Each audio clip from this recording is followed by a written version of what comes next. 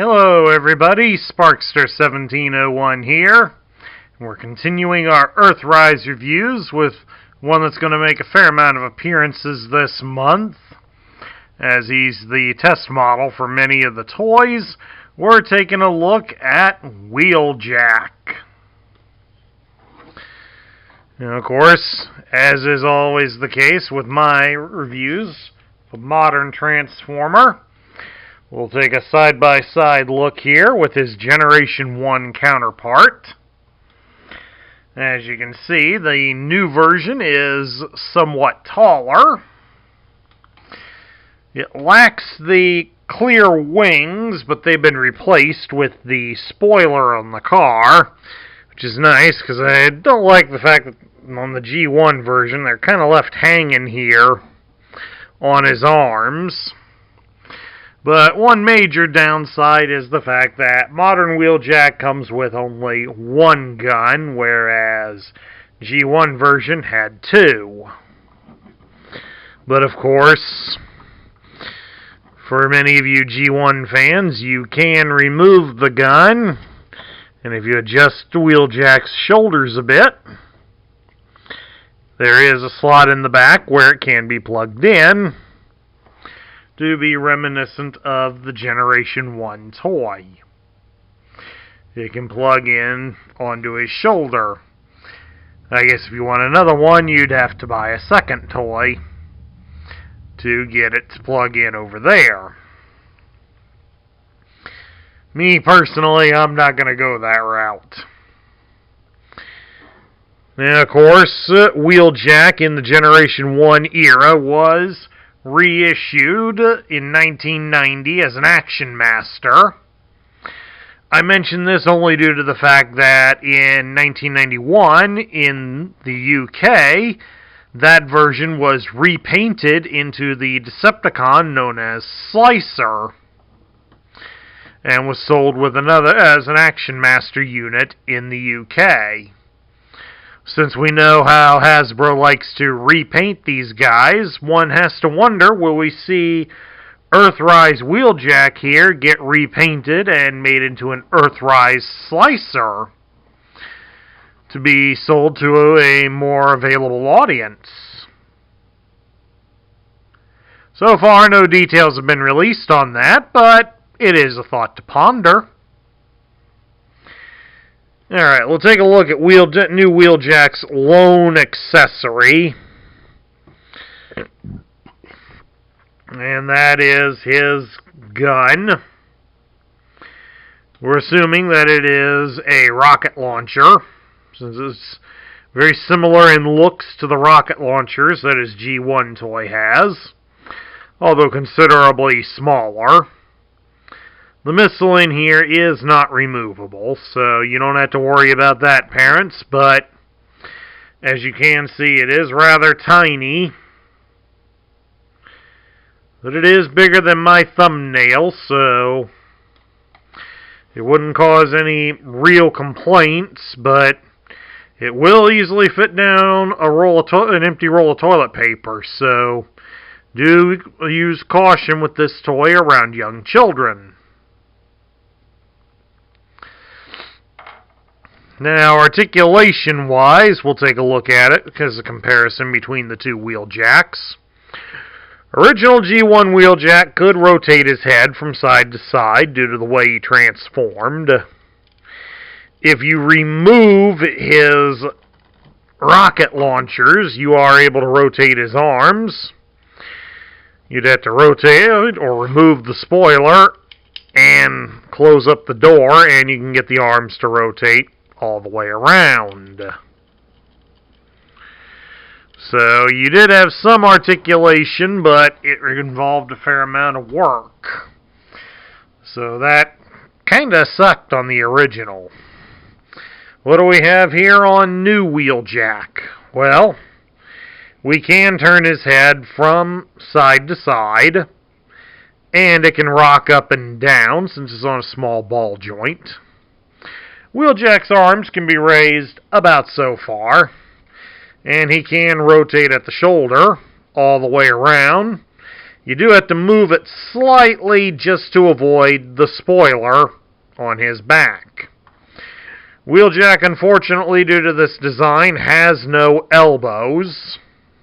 Well, technically he does, but it's more located at his bicep. So he bends his arms like inward at 90 degrees, but he can't bend it straight out like that. So in a way, that gives him his G.I. Joe battle grip, but not in the normal way that we would be used to. He does have a swivel at his hips, so he can twist at the hips. His legs can be spread apart into a full splits. You can raise the leg up 90 degrees, and he can bend at the knee about 90 degrees. So he does have a considerable improvement over his original toy. And that's something we would want. Now, let's transform these two into their respective alt modes and take a look at that. Alright, here we are. They're now in their alternate modes. And as you can see, they somewhat resemble each other pretty well. The original G1 version, of course, was based on a Lancia Stratos car from the mid to late 70s. And was actually based on based on two that were actual racing cars. In Japan, they had two versions of what would become Wheeljack released. The more common one known is the one here with the Alitalia label. Of course, this is a misspelling, intentional for Wheeljack, so that Hasbro didn't have to pay royalties to an Italian air company that sponsored the car. There's also a second one that was released in Japan only that had markings for Marlboro cigarettes. Now, of course, that version could not be released as a Transformer due to how tobacco use is frowned upon, and was certainly frowned upon for kids back in the 1980s. Although I do believe there is a version in the Masterpiece line that's intended to be an homage to the Marlboro toy.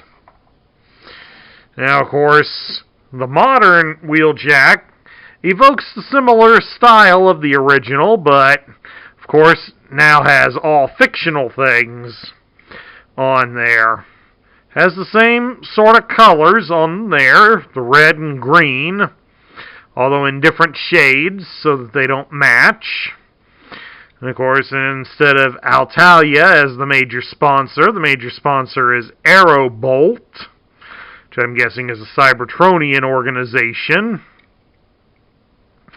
The number on the side of the car is also changed. Original Wheeljack had 539, whereas modern Wheeljack has 638. And of course, up close you can see some of the racing details. In very small print up here at the top, it has Wheeljack, obviously to invoke the driver's name. And of course, we got W Motors, which I would assume is Wheeljack Motors. Cybertron Con down here at the bottom alongside Praxis.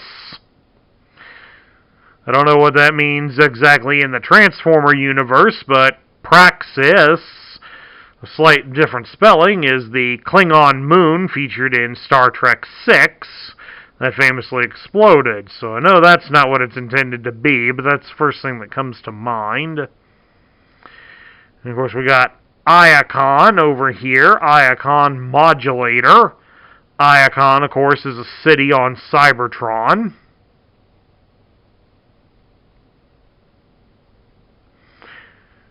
And back here, one of the red details says Swerve. Swerve is also is the name of a Transformer. It's really hard to see a lot of these details due to the fact that they're so small.